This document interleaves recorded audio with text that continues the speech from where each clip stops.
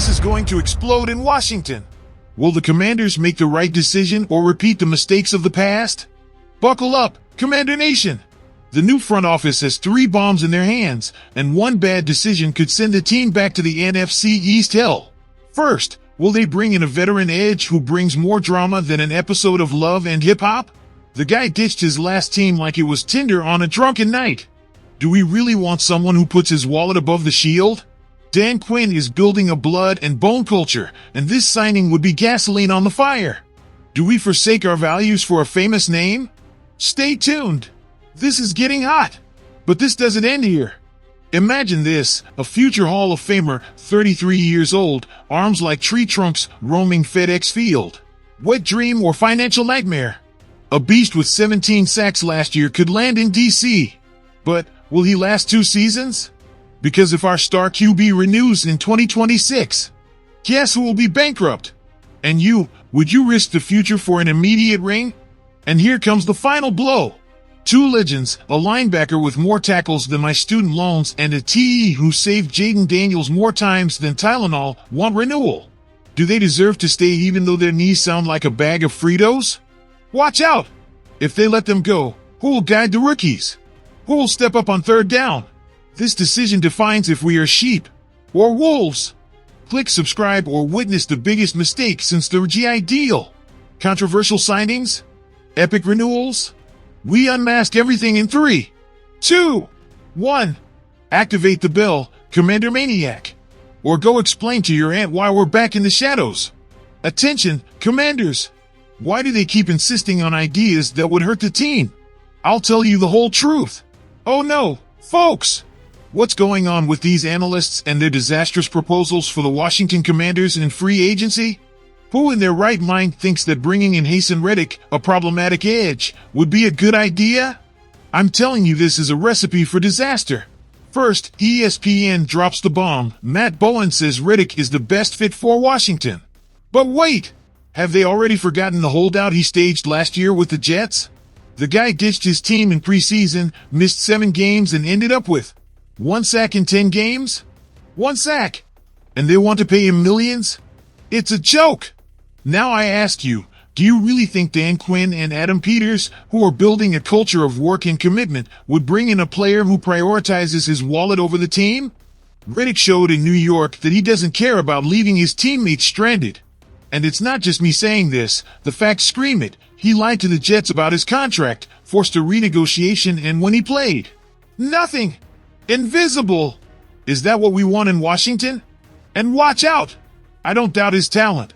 Between 2020 and 2022, Reddick was a beast, 59 sacks and 18 forced fumbles. But you know what else he has? 8 years in the NFL and 5 different teams. Red flag after red flag. How many times do we have to see him burn bridges to understand that the problem isn't the teams, it's him? There are 2 paths here, Commander Nation. Do we pay millions for a problematic veteran coming off his worst season, or reinvest in Dante Fowler Jr., a warrior who knows the essence of this team? Or even better, we use the 1st-round pick to bring in a young player with hunger, not egos. And don't come at me with Dan Quinn would make the most of him. Quinn needs leaders in the locker room, not dramas. Or are we going to forget how Reddick left the Jets hanging after they traded Franklin Myers? He became indispensable and then deceived them.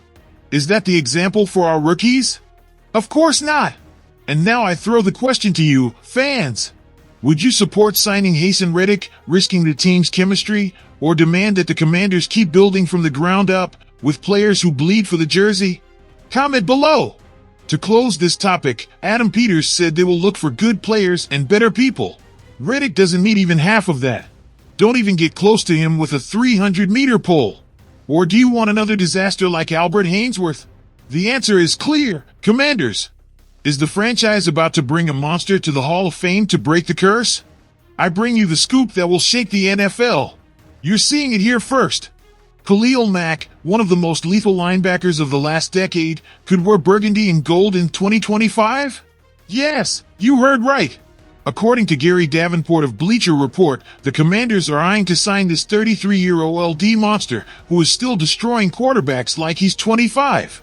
But now I ask you, is this the definitive move or a desperate mistake?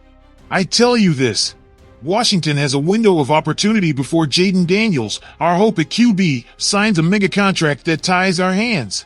And what do the Commanders do? Instead of waiting, they aim for win-now mode.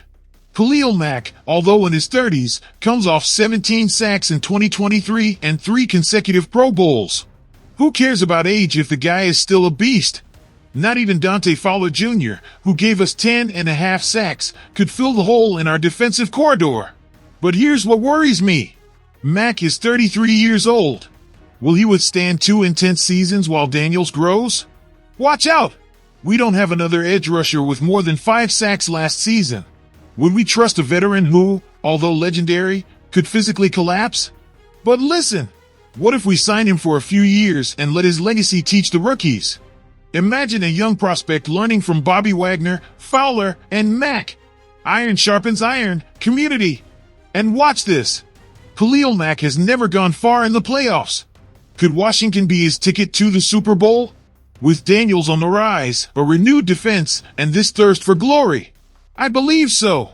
But I throw the uncomfortable question. Would you rather spend on a star veteran or bet everything on the draft to build long-term? If the Commanders want to stop being that promise, they need bold moves. Khalil Mack is not a sure bet, but greatness never is. Are you ready to see a future Hall of Famer shouting hail to the Commanders? Or would you prefer another year of projects and excuses? Community, I want to know your opinion. Do you sign Mack and go for the ring, or rebuild with youth? Ladies and gentlemen, Commanders of the world, tell me if this is not pure gold for the Washington Commanders. Because according to ESPN, the franchise is on track to retain 2 key pieces to keep hunting for glory in 2025. We're talking about Bobby Wagner and Zach Ertz. And I ask you, how can they not sign them if what they did in 2024 was crazy? First, Bobby Wagner. 35 years old, but 132 tackles, 10 TFLs, 8 QB hits. That man was the soul of the defense. Want me to tell you the truth? Without him, that group doesn't make it to the NFC final. For $6.5 million. It's a steal. Does it make sense to let Wagner go now that the defense is finding its identity under Dan Quinn? And don't talk to me about age. Didn't we see that man run like a rookie to tackle Christian McCaffrey in the playoffs? And then, Zach Ertz. 104 yards in the NFC final against Philadelphia. 11 receptions, folks. Jaden Daniels used him as his emergency KIT all year. 654 yards, 7 touchdowns. And that AS a second option behind Terry McLaurin. Do you want to risk losing that blank check on third down? For $2.4 million, what more do you want? Ertz is not just a tight end, he's a chain mover. Now, I tell you this, the NFL is a business, but leaders are not for sale. Wagner and Ertz are not just statistics. They are voices in the locker room, veterans who teach the young how to win. Do you want Jaden Daniels to lose his go-to guy in critical moments? Or for a linebacker core with so many new faces to be left without its general? And watch out! Someone will say, but Steven, isn't it risky to invest in 35-year-old players? Of course it is. But this is not the case. What's the use of so much financial capacity if they don't retain those who have already proven their worth? No need to reinvent the wheel, just polish it. My final point, if Adam Peters and the front office let these two go, what message do they send to the locker room? Thanks for taking us to the top, but goodbye. That's not what champions do. And now, I ask you, Commander Nation, should the Commanders prioritize retaining Wagner and Ertz even though they are older? Or is it time to bet on youth and let the veterans go? I hear you, Commander Nation. The revolution in Washington is underway, and your voice defines the future of the team. Are you ready to leave your mark? First debate, the controversy looms. Would you risk the team's chemistry for proven talent like Hayes and Reddick, or demand that the Commanders not negotiate their identity and continue building with young blood that lives and dies for the W? Comment if you prefer quick wins or to build a legacy. Second challenge, the free agency crossroads.